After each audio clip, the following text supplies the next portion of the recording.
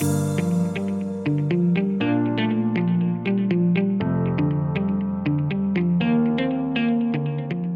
Alldus podcast is brought to you by Alldus International, supplying your expert AI and digital transformation staffing needs across the US and Europe. Today, you are listening to our AI in Action series, where leading minds in AI from across the world share their story, success, and advice. AI in Action cuts through the hype and explores the true impact of artificial intelligence in our world today.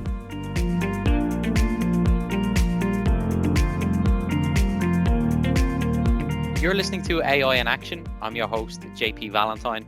Our guest today is Bibhrajit Halder. Bibhrajit is the founder and CEO at SafeAI. Bibhrajit, welcome to the show. Thank you. Thank you for having me.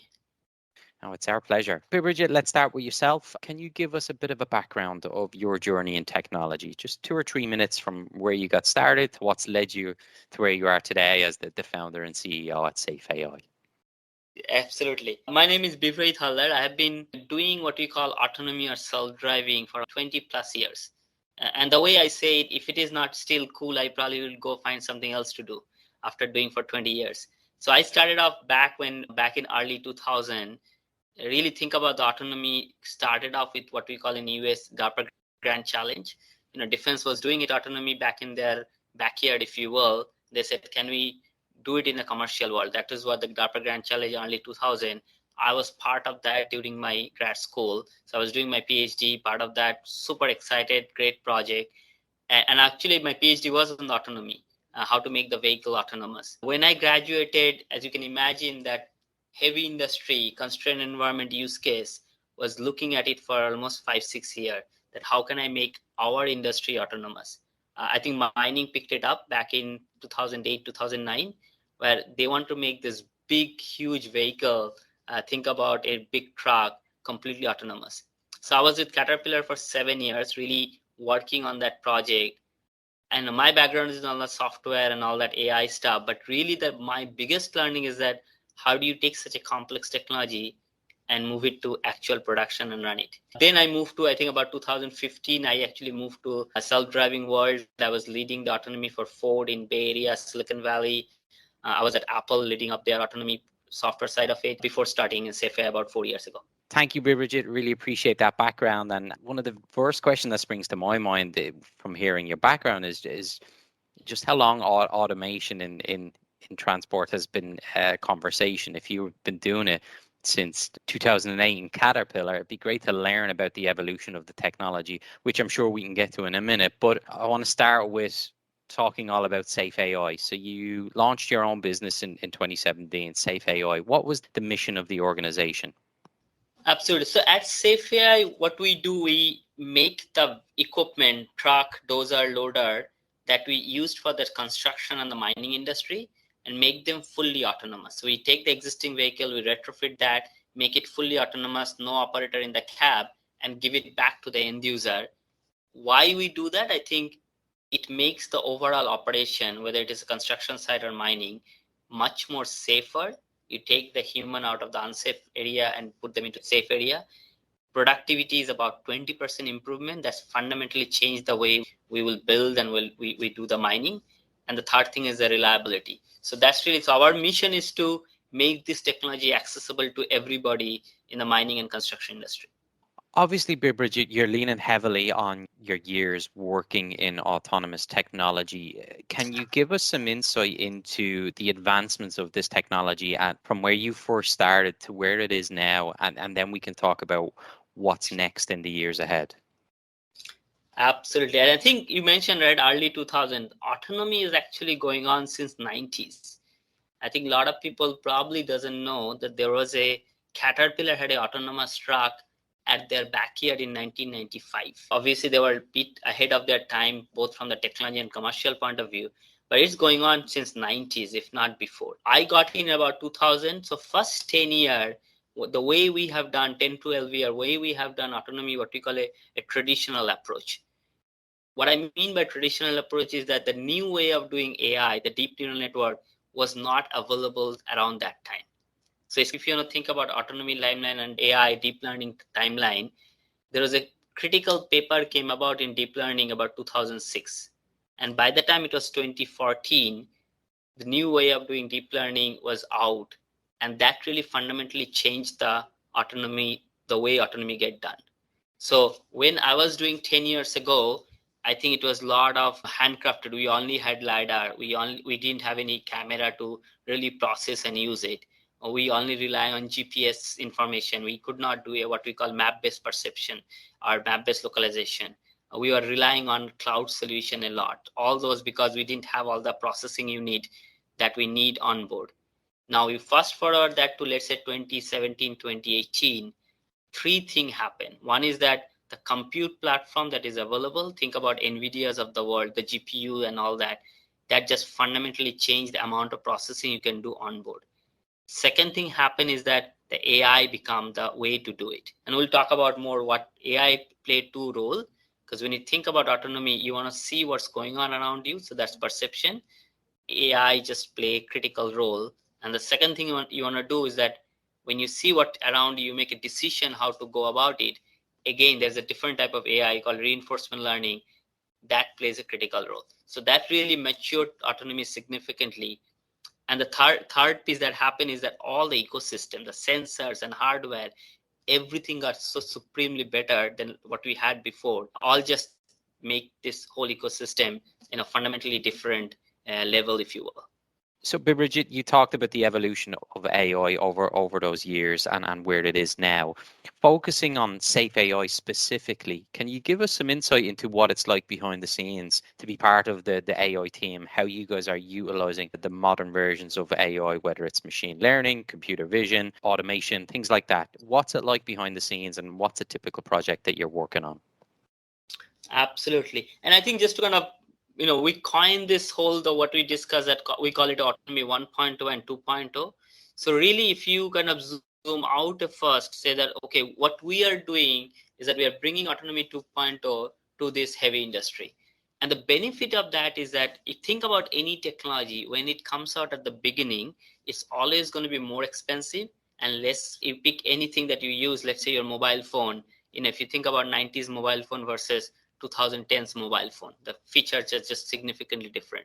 Same way, so autonomy 2.0 reduced the barrier to entry. Basically, the cost of autonomy is significantly reduced. That means everybody can access it, and the quality goes significantly high. That means it can be applicable to all kinds of use cases, and that's really core to our mission as well.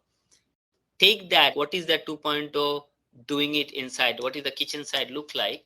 You're really looking at, again, three main pieces. If I talk about AI has three main pieces. One is that you collect the data, train your model so that you can do the perception better. So we used camera, LiDAR, radar, all three, fuse that information to get better view of what's going on around the vehicle. Second part of the AI that we have been utilizing, what we call reinforcement learning. The way you want to simply think about reinforcement learning is that how the way a kid learns to walk. So a kid goes around, fall, again, stand up, and that's the way you walk, right? That's really the reinforcement learning.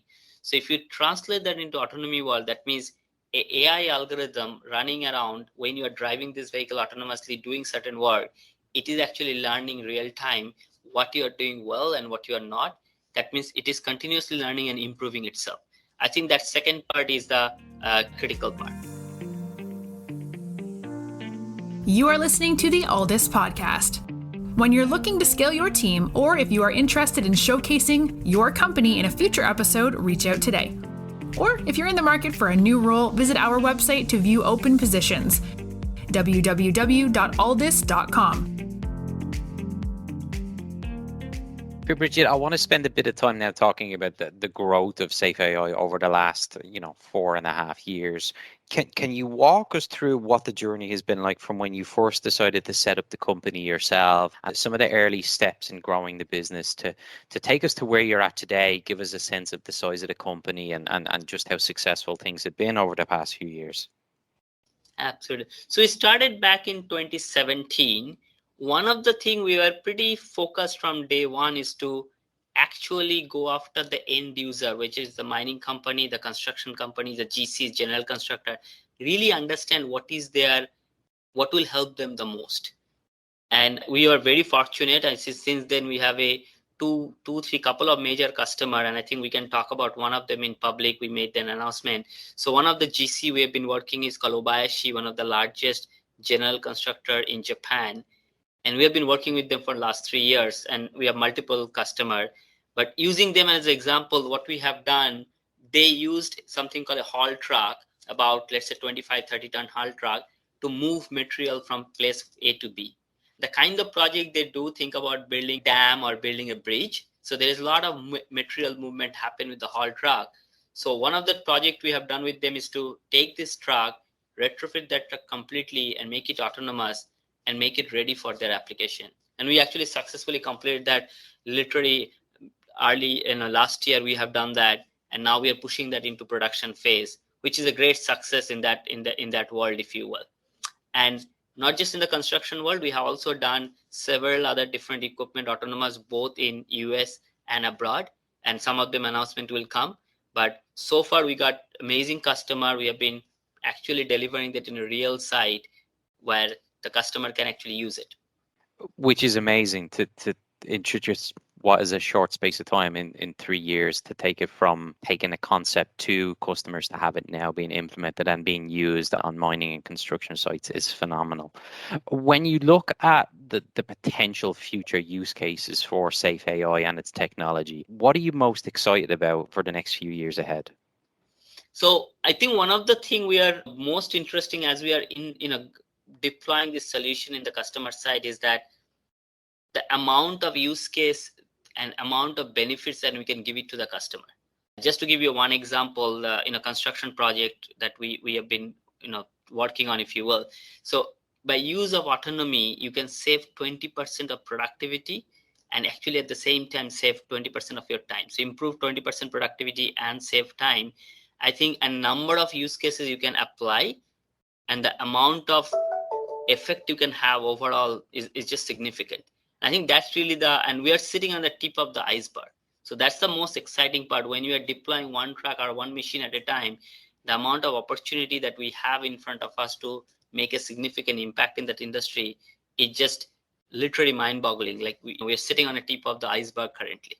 With the continued growth that you've had and you looking ahead now into 2022 and beyond, what opportunities are there going to be for people who are interested in this type of technology, who work within AI, to come and join the business? What hiring are you going to need to make? And when you're speaking to candidates about the environment of SafeAI, what do you tell them to get them interested in the mission? That's a great question. Thank you for that. If you look at engineers, if you will, really the background with the robotics, great software engineer, and an AI background. I think if you have one of them, we can actually train and teach them the other two, depending on very good. But when we talk to our prospective people who are joining the team, really a great interest into the overall robotics and autonomous industry, right? Second thing that I think we are in production. So that means that whatever work they will do here will directly impact the end user, and they can see their work in the real production work, which is, I think, the greatest traction I see. A lot of people is that engineer gets excited when they see their work actually doing it in a real world. And I think from the technology point of view, as I mentioned, three main things: robotics background, AI background, and the software engineering. Bibhrajit, thank you so much for coming on today and talking to us. What you're doing with SafeAI is really remarkable, and it's incredible to see just how far it's come over such a short space of time. And it sounds like you're only just getting started. So we wish you, the team, and everyone at SafeAI the best of luck in the years ahead, and look forward to catching up with you in a few more years when SafeAI, its technology, is in every company across the construction industry. So thank you. Thank you. Thank you for having me.